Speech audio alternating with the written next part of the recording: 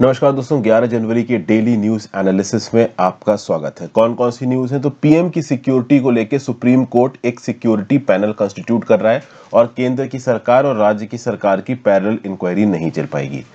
Aung सैंग C Q की हालत थोड़ी ज्यादा खराब चल रही है। इनको और 4 साल के लिए जेल में बंद कर दिया गया है। जो मिलिट्री है म्यांमार की, वो अपने हिसाब से राज चला रही है और उठा के इनको जेल में बंद कर रही है, क्योंकि वहां की मिलिट्री बहुत अच्छी तरीके से जानती है कि उनके राज को अगर कोई चैलेंज कर सकता है तो वो ऑंग सैंग सी की कर सकती है। फिर नेक्स्ट, दिल्ली हाई कोर्ट ने रिसेंटली ही ये जो मैरिड कपल्स होते हैं, इनके बीच में जो फिजिकल रिलेशंस होता है वो किस हद तक रेप हो सकते हैं, किस हद तक रेप नहीं हो सकते हैं, इसके बारे में कुछ व्यू पॉइंट्स दिए हैं, इनको यहाँ पे देखेंगे। फिर जस्टिस चंद्रचूड़ और जस्टिस बोपन्ना ने अपने आप को एक केस से रिक्यूज कर लिया है। कौन से केस से रिक्यूज किया और रिक्यूजल ऑफ जजेस क्या होता है, इसको देखेंगे। 9 की सेक्टर्स में एम्प्लॉयमेंट बढ़ा है, इसके बारे में बात करेंगे।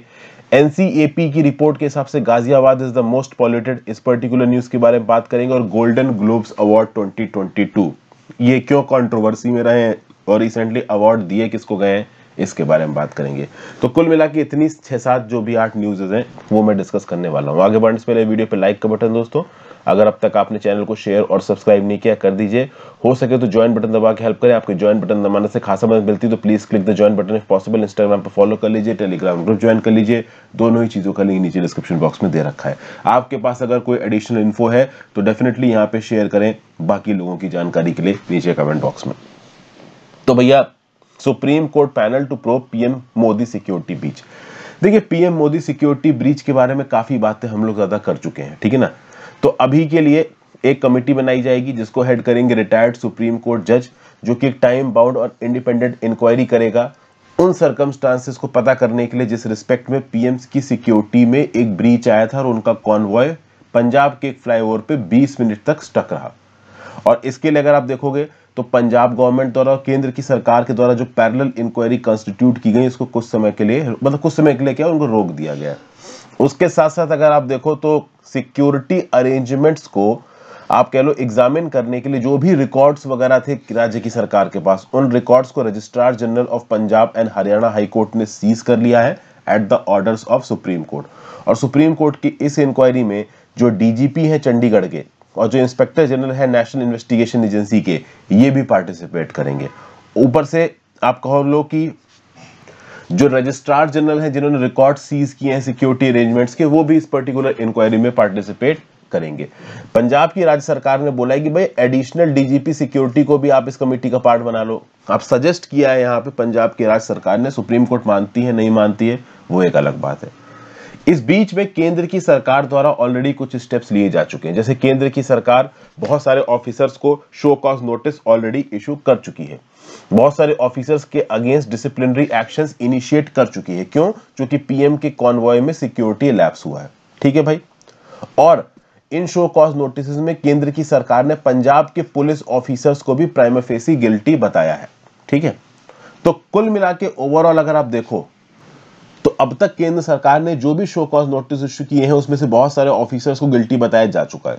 इसके अगेंस्ट में जो पंजाब के एडवोकेट जनरल हैं वो बोल रहे हैं कि ये जो शो कॉज नोटिस केंद्र की सरकार इशू कर रही है वो बिना किसी एविडेंस और बिना किसी रिकॉर्ड के इशू कर रही है। इस प्रकार से आप किसी के ऊपर इल्जाम नहीं लगा सकते। वहीं पे केंद्र के बिहाफ पे जो सॉलिसिटर जनरल है तुषार मेहता, वो क्या बोल रहे हैं कि कंप्लीट इंटेलिजेंस फेलियर हुआ है on the part of the state, ठीक है ना। सिक्योरिटी लैप्स हुआ है, वायलेशन हुआ है स्पेशल प्रोटेक्शन ग्रुप एक्ट का और ब्लू बुक का। तो इस प्रकार की बातें यहाँ पे ओवरऑल बताई जा रही हैं। लेकिन इस पूरी इंक्वायरी में सुप्रीम कोर्ट ने केंद्र की सरकार से सवाल पूछा कि जब आप ये शो कॉज नोटिस इशू कर रहे हो तो इसका मतलब ये है कि आपने हर चीज प्रिज्यूम कर लिया है। अब सुप्रीम कोर्ट के जजेस केंद्र की सरकार को बोल रहे हैं कि अगर आपने सब कुछ प्रिज्यूम कर लिया है तो फिर हमें क्यों बुला रहे हो भाई इंक्वायरी के लिए? फिर हमारा रोल ही क्या है? अगर हम इंक्वायरी कर रहे हैं तो प्रॉपर तरीके से इंक्वायरी करने दो, फैक्ट्स को लाने दो, रिकॉर्ड्स पे आने दो, एविडेंस कलेक्ट करने दो और उसके बाद आप प्रिज्यूम करो। आपने पहले ही प्रिज्यूम कर लिया कौन रिस्पॉन्सिबल है कौन रिस्पॉन्सिबल नहीं है, तो हमारी इंक्वायरी क्या मतलब है? ऐसा सुप्रीम कोर्ट ने केंद्र की सरकार को बोला है। और अभी के लिए केंद्र की सरकार की द्वारा सुप्रीम कोर्ट द्वारा बनाई गई कमेटी अपना काम करेगी। एसपीजी की बात करते हैं, स्पेशल प्रोटेक्शन बुक की और ब्लू बुक की। ये दो चीजें क्या है? स्पेशल प्रोटेक्शन ग्रुप क्या है? तो इंडियन पार्लियामेंट का एक एक्ट था, ठीक है, उसने 1988 में स्पेशल प्रोटेक्शन ग्रुप बनाया। इस लॉ को 2019 में रिवाइज किया गया। 2019 के बाद से स्पेशल प्रोटेक्शन ग्रुप का काम है केवल प्राइम मिनिस्टर ऑफ इंडिया को प्रोटेक्ट करना। उससे पहले कुछ और भी लोग थे वीवीआईपी जिनको एसपीजी प्रोटेक्ट करता था, अभी के लिए केवल प्राइम मिनिस्टर को प्रोटेक्ट करता है SPG. SPG is based in Dwarka, south west Delhi. इसमें सीएपीएफ के लोग हैं, जैसे border security force, central reserve police force, central industrial security force, Indo Tibetan border police force के सबसे बेस्ट लोग आते हैं यहाँ पे एसपीजी के अंदर। रेलवे प्रोटेक्शन फोर्स के भी यहाँ पे लोग आते हैं और इनका एक ही काम होता है प्राइम मिनिस्टर को प्रोटेक्ट करना। तो प्राइम मिनिस्टर हमेशा सराउंडेड रहते हैं, एसपीजी के गार्ड्स इनको गार्ड करते रहते हैं। और एसपीजी के गार्ड्स कौन से नियम कानूनों को फॉलो करते हैं जब प्राइम मिनिस्टर स्टेट में ट्रेवल कर रहे हो किसी दूसरे, तो ब्लू बुक को फॉलो किया जाता है। ब्लू बुक की गाइडलाइंस को ministry of home affairs issue करता है। ब्लू बुक में लिखा हुआ है कि कैसे स्पेशल प्रोटेक्शन ग्रुप काम करेगा जब प्राइम मिनिस्टर किसी दूसरे स्टेट के दौरे में जा रहे हैं, तो किसी दूसरे स्टेट के दौरे पे जाने से पहले उस स्टेट की पुलिस, उस स्टेट में जो पोस्टेड इंटेलिजेंस ब्यूरो ऑफिसर्स हैं, जो डिस्ट्रिक्ट मजिस्ट्रेट हैं, वो सब प्राइम मिनिस्टर की सिक्योरिटी में लग जाएंगे। ये सब ब्लू बुक में लिखा हुआ है। तो एसपीजी ब्लू बुक की गाइडलाइंस के हिसाब से चलती है। GS paper 2 government policies and intervention and functioning of judiciary में पर्टिकुलर न्यूज आपको काम आएगी। नेक्स्ट न्यूज है, 2 सुप्रीम कोर्ट जजेस pull out of Krishna water case. यहाँ पे एक पर्टिकुलर केस में से 2 जजेस, जस्टिस डीवाई चंद्रचूड़ और justice as Bopanna of the supreme court ने अपने आप को बाहर निकाल लिया है, रेक्यूज कर लिया है। तो सबसे पहले तो आपको पता होना चाहिए रेक्यूजल ऑफ जजेस क्या होता है। तो ये जो पर्टिकुलर वीडियो दे रखी है, व्हाट इज रेक्यूजल ऑफ जजेस, ये विनी सर ने बताई थी, इसको देख लीजिए, आपको काफी कुछ जानने को मिल जाएगा। और आंध्र प्रदेश और तेलंगाना क्यों कृष्णा नदी के पानी के ऊपर लड़ रहे हैं, इसके बारे में भी मैंने वीडियो बना रखी है। दोनों वीडियोस अगर आप देख लोगे तो आपको कुछ एडिशनल इन्फो मिलेगी, तभी मैंने यहाँ पे इसका रेफरेंस दे दिया। रेक्यूजल ऑफ द जजेस अगर मैं आपको एक लाइन में समझाऊं तो इसका मतलब ये होता है कि मान लो किसी एक पर्टिकुलर केस में इन्वॉल्व होने से जो जज उस केस को सुन रहा है, उस जज का पूरी तरीके से न्यूट्रल होना जरूरी है, निष्पक्ष होना जरूरी है। लेकिन अगर वो जज कहीं उस कॉज के लिए या उस मैटर के लिए कुछ फील करता है, अंदर से उसका कोई पर्सनल अटैचमेंट है, तो वो एक न्यूट्रल जजमेंट नहीं दे पाएगा जज। तो इस कंटेक्स्ट में अगर आप देखो तो यहाँ पे कृष्णा नदी के एलोकेशन की बात हो रही है बिटवीन तेलंगाना, आंध्र प्रदेश एंड कर्नाटका। और जो एएस बोपन्ना साहब है वो कर्नाटका के हैं और जस्टिस चंद्रचूड़ साहब महाराष्ट्र के हैं। महाराष्ट्र के हैं, तेलंगाना, आंध्र प्रदेश, कर्नाटका के नहीं है, बट बहुत पास के हैं। तो इस कंटेक्स्ट में जस्टिस चंद्रचूड़ और जस्टिस बोपन्ना ने ऑटोमेटिकली अपने आप को कृष्णा केस से हटा लिया है। क्योंकि ऑब्वियस सी बात है, आसपास के इलाके हैं और बोपन्ना तो खुद कर्नाटका के हैं, तो हो सकता है कि इनके जजमेंट में ऐसा लगे कि ये खुद कर्नाटका के हैं तो कर्नाटका के फेवर में जजमेंट दे रहे हैं। इसलिए दोनों ही जजेस ने अपने आप को इस केस से हटा लिया। इन्होंने बोला कि भाई किसी ऐसे पर्टिकुलर बेंच को आप ये केस दीजिए जो कि इन इलाकों के नहीं है, निष्पक्ष तरीके से डिसीजन दे सके। और ऐसा जस्टिस चंद्रचूड़ और एएस बोपन्ना ने एनवी रमन्ना साहब जो कि सीजेआई है सुप्रीम कोर्ट की, इनकी परमिशन के बाद किया है। अगर कृष्णा नदी के पानी की डिस्ट्रीब्यूशन की बात की जाए तो ये जो मैटर है काफी पुराना है। पिछले 14 सालों से यहाँ पे कृष्णा नदी को लेके आंध्र प्रदेश और कर्नाटका के बीच में लड़ाई चल रही थी। अब आंध्र प्रदेश ऑलरेडी 2 अलग अलग स्टेट्स में बंट चुका है, तेलंगाना, आंध्र प्रदेश दोनों अलग हो चुके हैं, तो प्रॉपर केओस यहाँ पे हो चुका है। कर्नाटका से बहती हुई आती है कृष्णा नदी, तो कर्नाटका का बोलना है कि यार इस नदी का ज्यादातर पानी तो ओशन में बह जाता है, तो हम यहाँ पे इस्तेमाल कर रहे हैं इसको इरिगेशन के लिए, ड्राई रीजन्स के लिए। अब तेलंगाना और आंध्र प्रदेश ज्यादा पानी मांग रहे हैं। वैसे तो देखा जाए तो भाई 16 नवंबर 2011 जो आप कह लीजिए KWDT था, कृष्णा वाटर डिस्प्यूट ट्राइब्यूनल, इसने पहले अपना डिसीजन सुना दिया। हालांकि उस डिसीजन के इंप्लीमेंटेशन को रोका गया थ्रू एन ऑर्डर 16 नवंबर 2011। आप देखोगे कि कृष्णा वाटर डिस्प्यूट ट्राइब्यूनल 2 ने दिसंबर 2010 में ओवरऑल कुछ एक्स्ट्रा वाटर एलोकेट किया था कर्नाटका को, उस समय के आंध्र प्रदेश को और महाराष्ट्र को। कुछ एक्स्ट्रा वाटर एलोकेट किया गया था कृष्णा नदी का, ठीक है। हालांकि उस एलोकेशन को रोक दिया गया था, ठीक है ना। क्यों रोक दिया गया था? क्योंकि ऑब्वियस सी बात है, आंध्र प्रदेश और तेलंगाना 2 अलग अलग स्टेट्स में टूटने वाले थे। तो जब ये 2 अलग अलग स्टेट्स में टूटेंगे तो फिर से कृष्णा नदी के पानी के डिस्ट्रीब्यूशन की खबर आएगी। लेकिन कर्नाटका तब से डिमांड कर रहा है कि जो एक्स्ट्रा एलोकेशन आपने किया था वो हमको देना शुरू कर दो। अब आंध्र प्रदेश और तेलंगाना को टूटे 5-6 साल हो चुके हैं पूरी तरीके से। इनकी कैपिटल वैपिटल वगैरह भी बन रही है। आंध्र प्रदेश मतलब तेलंगाना को तो मिली गई है हैदराबाद, और आंध्र प्रदेश अपनी बना रहा है कैपिटल के लिए। 3 कैपिटल केसेस, आपको पता ही है, काफी पॉलिटिक्स हुई है आंध्र प्रदेश के अंदर।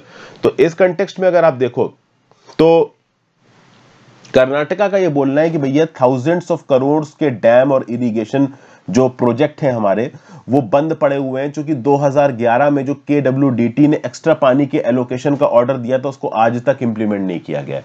तो कर्नाटका अपने एंड पे ज्यादा पानी खींच रहा है, क्योंकि अपस्ट्रीम स्टेट है, तो डाउनस्ट्रीम स्टेट जो आंध्र प्रदेश और तेलंगाना है इनके पास कम पानी पहुंच रहा है, तो ये अपना अलग बिल बिला रहे हैं कि भाई हमको ज्यादा पानी दो। तो इस रिस्पेक्ट में केस पहुंच गया सुप्रीम कोर्ट के पास। यहां पे सुप्रीम कोर्ट को करना क्या है कि भाई कृष्णा नदी का पानी किसके पास कितना जाएगा, कर्नाटका के पास कितना, महाराष्ट्र के पास कितना, आंध्र प्रदेश के पास कितना, तेलंगाना के पास कितना, यही डिसाइड करना है। तो अभी यहां पे दो जजेस ने अपने आप को रिक्यूज कर लिया कि भैया हम तो उन्हीं स्टेट के हैं जिन स्टेटों में पानी जाता है, तो भैया हम अपने आप को रिक्यूज करते हैं, किसी ऐसे जज से डिसीजन दिलवाओ जो इन पर्टिकुलर स्टेट्स का नहीं है। समझ गए? तो ये ओवरऑल यहां पे चीज है। तो इसी को बोलते हैं रिक्यूजल ऑफ जजेस, the act of abstaining from participating in official action such as legal proceeding due to a conflict of interest. तो बोपाना साहब कर्नाटका के हैं, तो हो सकता है कर्नाटका के फेवर में डिसीजन दे, उनको लगे कि मेरे स्टेट का बेनिफिट ज्यादा है पानी में, तो इसलिए बोपाना साहब ने पहले अपने आप को हटा लिया ताकि बाद में कोई ऑफिशियल एक्शन ना पुटअप हो, कोई क्वेश्चन ना पुटअप हो कि मैं तो कर्नाटका का था तो मैंने कर्नाटका के फेवर में दे दिया। समझ गए बात को? तो जब भी कॉन्फ्लिक्ट ऑफ इंटरेस्ट आता है, कोई एक जज किसी एक केस को सुन रहा है और उस जज का डायरेक्ट इंटरेस्ट उस केस के साथ जुड़ा हुआ है, तो उस जज को अपने आप को रिक्यूज कर लेना, उस केस से अलग हटा लेना एक अच्छा स्टेप माना जाता है। इसी को आप रिक्यूजल ऑफ जजेस बोलते हो। ठीक है, GS paper 2 functioning of judiciary inter water state disputes में न्यूज आपको काम आएगी। फिर नेक्स्ट न्यूज है, यहां पे कुछ स्टैटिस्टिक्स निकल के आए हैं। 2 लाख मोर गॉट जॉब्स इन 9 सेक्टर। देखिए 9 ऐसे सेक्टर्स, हम ये 9 सेक्टर कौन से हैं? तो भैया manufacturing, construction, trade, transport, education, health, accommodation, restaurants, IT, BPO, financial services sector. 1 2 3 4 5 6 7 8 9। तो इन 9 सेक्टर्स की बात की जा रही है कि भैया ये जो 9 सेक्टर्स हैं, they account for about 85% of the total employment in establishment with 10 or more workers. तो भैया देखो, वो कंपनियां, वो एस्टैब्लिशमेंट जहां पे 10 या 10 से ज्यादा लोगों को हायरिंग मिलती है, ठीक है ना, इन एस्टैब्लिशमेंट्स में टोटल 85% वर्कर्स काम करते हैं। और ओवरऑल इनका डाटा निकाला गया है 2 टाइम पीरियड के लिए, एक तो जुलाई से सितंबर 2021 के क्वार्टर के लिए और एक अप्रैल से जून 2021 के क्वार्टर के लिए। अप्रैल मई जून क्वार्टर 1 हो गया 2021-22 फाइनेंशियल ईयर का, और जुलाई अगस्त सितंबर क्वार्टर 2 हो गया 2021-22 फाइनेंशियल ईयर का। तो जुलाई सितंबर 2021 में व्हेन कंपेयर टू अप्रैल जून 2021 2 लाख लोगों को ज्यादा नौकरियां मिली हैं। ये कौन बोल रहा है? ये बोल रहा है क्वार्टरली एम्प्लॉयमेंट सर्वे, जिसको रिलीज किया है union labour and employment ministry ने। As simple as that. तो इस क्वार्टरली एम्प्लॉयमेंट सर्वे के हिसाब से अगर आप देखो तो अप्रैल मई जून 2021 में जो ओवरऑल नौकरियां मिली है लोगों को वो है 3.08 करोड़, और जुलाई अगस्त सितंबर 2021 में मिली है 3.10 करोड़। मतलब सेकेंड क्वार्टर में 2 लाख नौकरियां ज्यादा मिली है when compare to first quarter. तो ये यहां पे न्यूज निकल के आ रही है, जो कि थोड़ा बहुत आप कह लो अच्छी न्यूज है कि भाई ज्यादा लोगों को यहां पे नौकरियां मिल रही हैं। कुछ और सर्वेज भी अभी चालू हैं, देखते हैं उनके रिजल्ट्स बाद में आएंगे। जैसे लास्ट ईयर कुछ सर्वेज चालू किए गए थे, ठीक है, ministry of labour and employment द्वारा। अब उन सर्वेस मतलब अभी चल रहे होंगे या कुछ हो गए होंगे, तो उनके फिगर्स की ऑडिटिंग हो रही होगी। क्योंकि देखिए जब भी कोई सर्वे कंडक्ट होता है उसके खत्म होने के बाद उसके फिगर्स की काफी ऑडिटिंग होती है, उसके बाद फिर उसको फाइनली रिलीज किया जाता है। तो और कुछ सर्वेस के रिजल्ट्स आने बाकी, जैसे सर्वे ऑन माइग्रेंट लेबर का रिजल्ट आना बाकी है, सर्वे ऑन डोमेस्टिक वर्कर्स का रिजल्ट आना बाकी है, फिर quarterly reports under the area based employment survey आना बाकी है। तो ऐसे बहुत से और सर्वेस के रिजल्ट आने बाकी हैं। क्वार्टरली एम्प्लॉयमेंट सर्वे का रिजल्ट आ चुका है, और इस रिजल्ट में बस आप इतना लिख लो कि अप्रैल से जून 2021 में 3.08 करोड़ जॉब, और जुलाई से सितंबर 2021 में 3.10 करोड़ जॉब। तो ओवरऑल जॉब एम्प्लॉयमेंट के रिस्पेक्ट में अलग अलग सर्वेस क्या बोलती हैं, तो एक ये आप स्टेटमेंट कोट कर सकते हो। ठीक है भाई, ओके। फिर आगे क्या बताया जा रहा है कि जो सेकंड QES रिपोर्ट आई है, मतलब सेकंड क्वार्टर की, इसने 11,503 एस्टैब्लिशमेंट को स्टडी किया है। ओके, और नियरली 90% एस्टैब्लिशमेंट में कम से कम मतलब 100 से कम वर्कर्स काम कर रहे थे। नियरली 90% एस्टैब्लिशमेंट में 100 से कम वर्कर्स काम कर रहे थे। ठीक है, 30% of the IT BPO establishments में कम से कम 100 वर्कर्स काम कर रहे थे। ओवरऑल फर्स्ट क्वार्टर में जो सर्वे हुआ था उसमें नंबर ऑफ फीमेल एम्प्लॉयज थे 29.3%, सेकेंड क्वार्टर वाले में 32.1% निकल के आए हैं। Regular work force second quarter में निकल के आई है 87%, 2% लगभग कैजुअल वर्कर्स निकल के आए हैं। कंस्ट्रक्शन सेक्टर में 20% वर्कर्स कॉन्ट्रैक्चुअल और 6.4% वर्कर्स कैजुअल निकल के आए हैं। ठीक है, लगभग 5.6% एस्टैब्लिशमेंट में वैकेंसीज रिपोर्ट हुई हैं, लगभग 4.3 लाख की वैकेंसीज रिपोर्ट हुई हैं। ज्यादातर वैकेंसीज अनस्पेसिफाइड रीजंस की वजह से थी, 23% वैकेंसीज रेजिग्नेशन की वजह से थी, 11% 7% वैकेंसीज रिटायरमेंट ऑफ एम्प्लॉयज की वजह से थी। वैसे इतने एग्जैक्ट स्टैटिस्टिक्स की जरूरत नहीं है। क्वार्टरली एम्प्लॉयमेंट सर्वे के बारे में बात कर लेते हैं। तो भैया ये all India quarterly establishment based employment survey का एक पार्ट है। ये उन एस्टैब्लिशमेंट को कवर करता है जो 10 या 10 से ज्यादा वर्कर्स को ओवरऑल 9 सेक्टर्स में काम देते हैं। ये 9 सेक्टर्स कौन से हैं, ये मैं आपके बारे में ऑलरेडी बात कर चुका हूं। क्वार्टरली एम्प्लॉयमेंट सर्वे का काम क्या है? तो इस सर्वे के बेसिस पे government sound national policy on employment बनाती है। इंडिया इंटरनेशनल लेबर ऑर्गेनाइजेशन की एम्प्लॉयमेंट पॉलिसी कन्वेंशन 1964 को रेटिफाई कर चुका है 1998 में, और इसीलिए इंडिया के लिए बहुत ज्यादा जरूरी है जितनी भी कंट्रीज जो कि इस पर्टिकुलर एम्प्लॉयमेंट पॉलिसी कन्वेंशन 1964 को रेटिफाई करती हैं, उनके लिए यह जरूरी होता है कि वो इंप्लीमेंट करें एक active policy design to promote full productive and freely chosen employment. तो कहने का मतलब यह है कि इंडिया ने चूंकि इंटरनेशनल लेबर ऑर्गेनाइजेशन के एम्प्लॉयमेंट पॉलिसी कन्वेंशन को रेटिफाई किया है, तो इस रेटिफाई करने की वजह से इंडिया के ऊपर अब एक लीगल जिम्मेदारी आती है कि इंडिया एक एक्टिव पॉलिसी बनाएगा जो कि फुल प्रोडक्टिव और फ्रीली चूजी एम्प्लॉयमेंट को प्रमोट करेगा। अब ऑब्वियस सी बात है, इस एक्टिव पॉलिसी को बनाना इंडिया की रिस्पॉन्सिबिलिटी बन गई है, तो इंडिया की अपनी खुद की एक नेशनल एम्प्लॉयमेंट पॉलिसी होनी चाहिए, बट अभी के लिए वो नहीं है। तो इंडिया क्या करता है कि सर्वे कंडक्ट कर करके इन सर्वे के रिजल्ट के आधार पर एम्प्लॉयमेंट को ओवरऑल इंप्रूव करने की कोशिश करता है। तो आप कह सकते हो कि एक प्रकार से ये जितने भी सर्वे इंडिया कंडक्ट कर रहा है अपने वर्क फोर्स के रिस्पेक्ट में, वो एम्प्लॉयमेंट पॉलिसी कन्वेंशन 1964 को रेटिफाई करने के बाद अपने लीगल जो भी आप कह लो प्रॉमिसेस हैं उनको पूरा करने के लिए कर रहा है। अब यहां पे दो सर्वेस के बीच में कंपैरिजन देखते हैं, क्वार्टरली एम्प्लॉयमेंट सर्वे और PLFS periodic labour force survey के बीच में।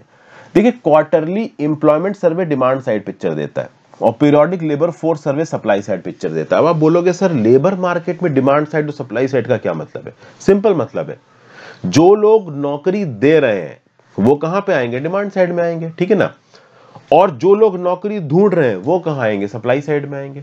तो जो लोग नौकरी ढूंढ रहे हैं उनको आप क्या स्किल दे रहे हो, उनको आप किस प्रकार से तैयार कर रहे हो नौकरी के लिए, उन्होंने क्या पढ़ाई लिखाई करी है, ये सब सप्लाई डिमांड में आ जाएगा, सप्लाई साइड में आ जाएगा, क्योंकि वो नौकरी ढूंढ रहे हैं, अपने स्किल को एनहांस कर रहे हैं। और जो नौकरी दे रहे हैं वो क्या ढूंढ रहे हैं, उनकी डिमांड किस प्रकार की, एम्प्लॉयर्स, कंपनी वाले, एस्टैब्लिशमेंट वाले, ये आता है क्वार्टरली एम्प्लॉयमेंट सर्वे में, ये आता है डिमांड साइड में, ठीक है ना।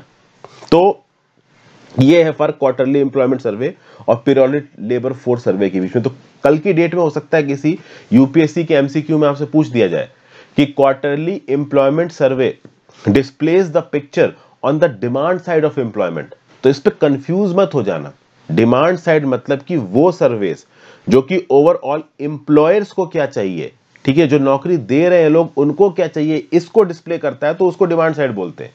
और ओवरऑल कितने लोग नौकरी ढूंढ रहे हैं और ओवरऑल उनके साइड पे क्या हो रहा है, वो सप्लाई साइड में आ जाता है। तो ये जो पीएलएफएस है, पीरियोडिक लेबर फोर्स सर्वे, इसको कंडक्ट करता है नेशनल स्टैटिस्टिकल ऑर्गेनाइजेशन, जो कि ministry of statistics and programme implementation के अंदर आता है, ठीक है भाई। तो ये डिटेल में जानकारी हमने देखी। जीएस पेपर 2 गवर्नमेंट सर्विस और एम्प्लॉयमेंट में न्यूज आपको काम आएगी। अगली न्यूज है Ghaziabad the most polluted cities says NCAP, national clean air programme की रिपोर्ट। National clean air programme actually में 3 साल पहले लागू किया गया था 2019 में। अब भैया 2022 चल रहा है।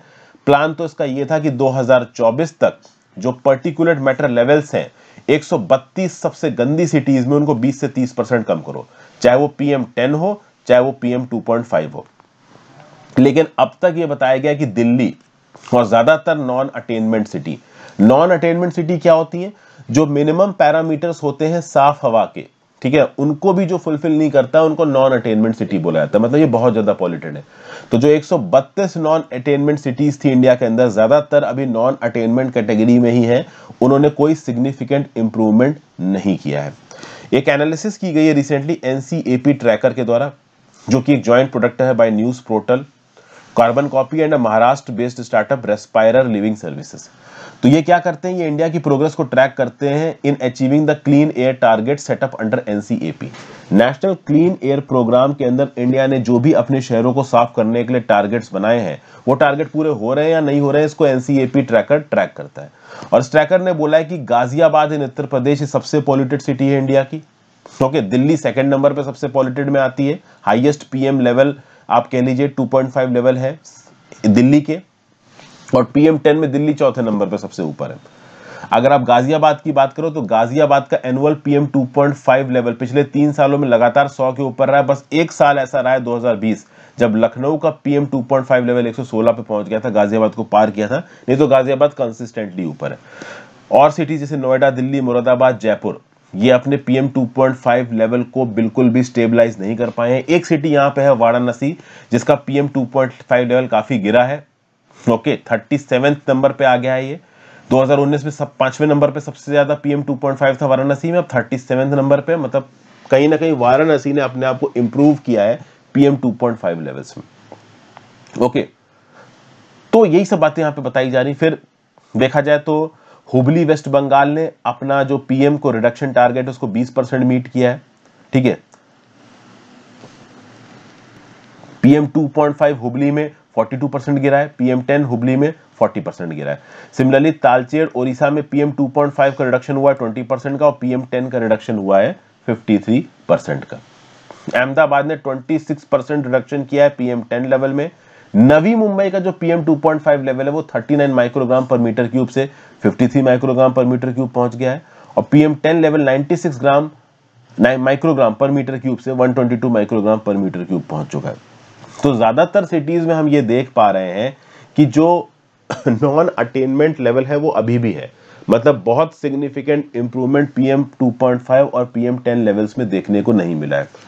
नेशनल क्लीन एयर प्रोग्राम के अंदर 2018-19 से लेकर 2020-21 तक 114 सिटीज को 375.44 करोड़ रुपीस दिए गए। वैसे देखा जाए तो कोई बहुत ज्यादा पैसा नहीं है, और 2021-22 फाइनेंशियल ईयर में 82 सिटीज को 82 सिटीज को 290 करोड़ रुपए दिया गया, और 2021 से लेकर 26 में 700 करोड़ रुपए एलोकेट किया जाएगा नेशनल क्लीन एयर प्रोग्राम के अंदर।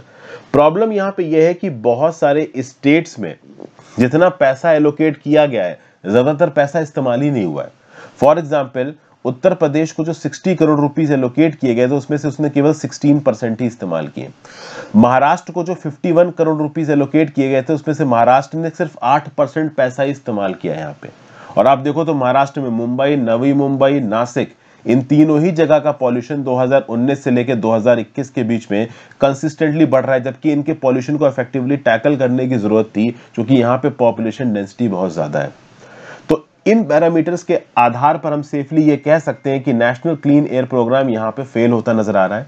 इसको जनवरी 2019 में MOEFCC ministry of environment, forest and climate change द्वारा लॉन्च किया गया था। एक फर्स्ट एफर्ट है in the country to frame a national framework for air quality management with a time bound reduction target. Overall यहाँ पे पीएम 10 के concentration को कम करना और पीएम 2.5 के कंसंट्रेशन को कम करना टारगेट है। लेकिन देखिए, अब समझिए, सरकार के ऊपर हर चीज की रिस्पॉन्सिबिलिटी डाल देना सही नहीं है। पॉल्यूशन को कंट्रोल करना लोगों की भी इतनी रिस्पॉन्सिबिलिटी है, और इस बार दिवाली में दिल्ली में क्या हुआ था ये पूरी दुनिया जानती है, ठीक है ना। तो जितना सरकार रिस्पॉन्सिबल है पॉल्यूशन को कंट्रोल करने के लिए, उतने ही लोग भी रिस्पॉन्सिबल है पॉल्यूशन को कंट्रोल करने के लिए। कल की डेट में मान लो सरकार पॉल्यूशन को कंट्रोल करने के लिए कोई स्ट्रिक्ट लॉकडाउन निकाल दे तो लोग धरना प्रदर्शन करने के लिए सड़कों पर उतर जाएंगे, सरकार को गालियां देने लगेंगे।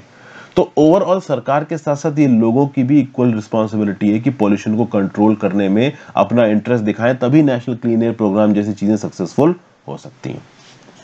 ठीक है भाई, जीएस पेपर 2 में और जीएस पेपर 3 में पर्टिकुलर न्यूज आपको काम आएगी। फिर एक अलग ही प्रकार का व्यू पॉइंट दिया गया है यहाँ पे हाई कोर्ट के द्वारा, rape punishable but marital relationship is different. देखिए, आपको ये पता होना चाहिए कि हमारे इंडियन पीनल कोड में मैरिटल रिलेशनशिप के अंदर हुए जो फिजिकल रिलेशन है, जो सेक्स है, उसको रेप की कैटेगरी में नहीं रखा जाता है। अगर आप section 375 of the Indian penal code देखोगे तो section 375 of the Indian penal code के अंदर रेप की डेफिनेशन दे रखी है, और इस डेफिनेशन में लिखा हुआ है all forms of sexual assault involving non consensual intercourse with a woman. एक वुमन की मर्जी के बिना उसके साथ कुछ करने को ही आप रेप कहते हो। लेकिन इसी सेक्शन 375 के एक्सेप्शन 2 में ये लिखा हुआ है कि मैरिटल रेप नॉन क्रिमिनलाइज नहीं है। मतलब कि ओवरऑल अगर एक आदमी और एक औरत एक मैरिज के रिलेशन में है तो एक प्रकार से आप कह सकते हो कि हाँ, एक एग्रीएबिलिटी है दोनों के बीच में, एक प्रकार की परपेचुअल कंसेंट है कि ठीक है भाई, there is a permission for sexual intercourse, एक इम्प्लाइड कंसेंट है यहाँ पे। देखिए, वैसे तो सेक्शन 375 की जो डेफिनेशन है वो इतनी ज्यादा वाइड है कि ओवरऑल किसी भी प्रकार का अनविलिंग सेक्स को यहां पे रेप कर दिया जाएगा।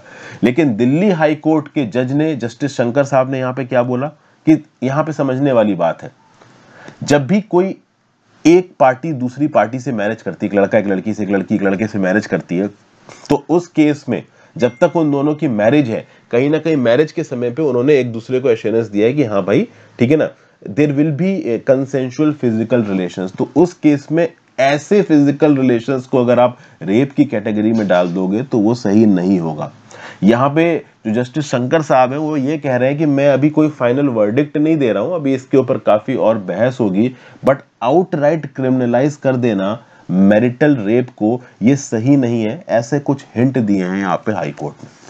ठीक है, हाई कोर्ट के जज ने यहाँ पे एक बात और क्लियर कर बोली है कि देखिए, नॉन मैरिटल रिलेशन में जब एक लड़का और एक लड़की इन्वॉल्व होते हैं, उसको आप एक मैरिड कपल के साथ कभी भी कंपेयर नहीं कर सकते हो। ठीक है ना, तो physical relationship between a non married boy and girl और मैन एंड वुमेन, इसको आप कभी भी एक मैरिज के रिलेशन में बंधे हुए मैरिड कपल वाले फिजिकल रिलेशन से कंपेयर नहीं कर सकते। मैरिड कपल में शादी के वक्त कहीं ना कहीं इंप्लाइड कंसेंट इन्वॉल्व होती है, और कहीं ना कहीं हमारा जो सेक्शन 375 और इंडियन पिनल कोड है उसमें अगर किसी एक पर्टिकुलर औरत के अगेंस्ट हद से ज्यादा अत्याचार हुए हैं तो कुछ ना कुछ प्रोविजंस हैं। हाँ, मैरिटल रेप को आउटलाइट क्रिमिनलाइज नहीं किया गया, और शायद हाई कोर्ट का स्टेटमेंट यहाँ पे इस चीज को डिनोट कर रहा है कि वो करना नहीं चाहते। हालांकि वो करेंगे नहीं करेंगे वो आगे जब फाइनल वर्डिक्ट आएगा तब पता चलेगा। जीएस पेपर 2 और जीएस पेपर 1 में न्यूज आपको काम आएगी। ऑंग सैंग सी क्वी को 4 साल के लिए प्रिजन में बंद कर दिया गया, और 4 सालों के लिए। कुछ दिन पहले कोविड प्रोटोकॉल को तोड़ने के लिए उनके ऊपर 4 साल की सजा लगाई गई थी। हालांकि जो मिलिट्री जनरल है म्यांमार के, उन्होंने सजा को 2 साल का कर दिया था। अब यहाँ पे ऑंग सैंग सी को और 4 साल के लिए जेल में डाल दिया गया है, और इल्जाम क्या लगाया गया है? इलीगली इंपोर्टिंग और पोजेसिंग वॉकी टॉकीज और कोरोना वायरस के रिस्ट्रिक्शंस को वायलेट करना। तो अब आप कह लो कि 4 साल का प्रिजन टर्म ये, और पहले 2 साल का, मतलब 6 साल की टोटल सजा ऑलरेडी हो चुकी है नोबेल लॉरेट ऑंग सैंग सी क्वी को। 76 साल की है। फरवरी 2021 में इलेक्शन इन्होंने बम्पर मेजॉरिटी से जीते थे। इतनी खतरनाक मेजॉरिटी थी कि जो म्यांमार के मिलिट्री जनरल्स थे वो डर से गए थे कि भैया हमारा राज कैसे होगा, अब तो सब कुछ डेमोक्रेसी और सिविलियन गवर्नमेंट के पास जा रहा है। तो सिविलियन गवर्नमेंट के अगेंस्ट कूप कर दिया, मिलिट्री ताकत में आ चुकी है फिर से म्यांमार के अंदर। और यहाँ पे ऑंग सैंग सी क्वी के ऊपर 3-4 करप्शन के चार्जेस भी लगे हुए हैं, 4-5, और हर करप्शन चार्जेस में 15-15 साल की सजा हो सकती है। मतलब कुल मिला के अगर ढंग से सजा देने पाए ऑंग सैंग सी क्वी को तो 100 साल से ज्यादा की सजा सुनाई जा सकती है ऑंग सैंग सी क्वी को, और ये सारी सजाएं फर्जी हैं। इनफैक्ट ऑंग सैंग सी क्वी की पार्टी के ऊपर यह भी इल्जाम लगा है कि 2020 के जनरल इलेक्शन जो इन्होंने जीते थे उसमें इलेक्टोरल फ्रॉड हुआ है। तो किसी भी प्रकार से ऑंग सैंग सू को जेल में डालना था, उनकी मिलिट्री ने उनको जेल में डाल दिया है, और जब तक ये कूप नहीं जाएगा तब तक ये जेल में रहने वाली है, ऐसा यहां पे समझ में आ रहा है। जीएस पेपर 2 इंटरनेशनल न्यूज में ये चीज काम आएगी। अब आप बोलोगे सर म्यांमार में क्या किया जा सकता है, कुछ किया जा सकता है?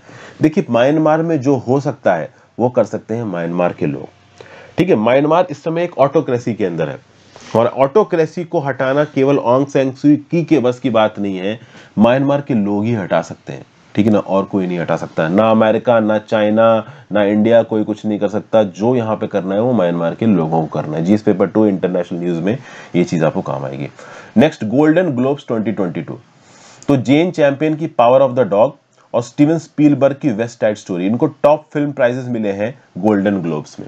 और इसी गोल्डन ग्लोब्स में अगर आप देखो तो विल स्मिथ को बेस्ट एक्टर का अवार्ड मिला है, निकोल किडमैन को बेस्ट एक्ट्रेस का अवार्ड मिला है, विल स्मिथ को किंग रिचर्ड में अपने रोल के लिए और निकोल किडमैन को बीइंग द रिकार्डोज में अपने रोल के लिए अवार्ड दिए गए हैं। ये जो power of the dog movie जिसको यहाँ पे बेस्ट फिल्म का अवार्ड मिला है ना, ये दूसरी ऐसी फिल्म है जिसको एक वुमेन ने डायरेक्ट किया है। ठीक है, और इस power of the dog movie को बेस्ट डायरेक्टर का अवार्ड कोडी स्मिथ और बेस्ट सपोर्टिंग एक्टर का अवार्ड मैकफी को यहाँ पे दिया गया है। हालांकि गोल्डन ग्लोब्स अवार्ड इस समय पे थोड़ी कंट्रोवर्सी में भी है। क्यों कंट्रोवर्सी में? क्योंकि इन गोल्डन ग्लोब्स अवार्ड को रिलीज कौन करता है? इनको रिलीज करता है Hollywood foreigners press association. Hollywood foreigners press association जनवरी 1944 से अमेरिकन और इंटरनेशनल फिल्म और टेलीविजन में अवार्ड निकाल रहा है। और अगर आपको गोल्डन ग्लोब अवार्ड मिला है मतलब आपको ऑस्कर भी बहुत हद तक मिल सकता है। प्रॉब्लम यहां पे ये है कि हॉलीवुड फॉरेनर प्रेस एसोसिएशन के ऊपर करप्शन के इल्जाम लगाए गए, रेसिज्म के इल्जाम लगाए गए। इनके ऊपर इल्जाम लगाया गया हॉलीवुड फॉरेनर प्रेस एसोसिएशन के ऊपर, ये करप्शन के थ्रू और रेसिज्म के थ्रू अपने इनाम देने में कुछ झोलझाल करते हैं। तो ऑब्वियस ही बात है, गोल्डन ग्लोब अवार्ड भी हॉलीवुड फॉरेन प्रेस एसोसिएशन ने दिया है, तो गोल्डन ग्लोब अवार्ड के ऊपर भी अवार्ड्स के ऊपर भी सवाल उठेगा। तो ये सवाल यहाँ पे उठ रहा है, हॉलीवुड फॉरेन प्रेस एसोसिएशन की क्रेडिबिलिटी के ऊपर यहाँ पे सवाल उठ रहा है। तो ऑब्वियस ही बात है, गोल्डन ग्लोब्स की क्रेडिबिलिटी के ऊपर भी सवाल उठ जाएगा। जीएस पेपर 1 प्रीलिम्स में पर्टिकुलर न्यूज आपको काम आ सकती है। तो ये थे आज के इंपॉर्टेंट डिस्कशन दोस्तों। Thank you for watching. ज्यादा से ज्यादा लोग साथ वीडियो को शेयर करिएगा। आप अपने व्यू पॉइंट नीचे कमेंट बॉक्स में दे सकते हैं। इंस्टाग्राम फॉलो कर लीजिए, टेलीग्राम ग्रुप ज्वाइन कर लीजिए। दोनों ही चीजों का लिंक नीचे डिस्क्रिप्शन बॉक्स में दिया हुआ है। Have a great day friends, goodbye, ध्यान रखिए अपना।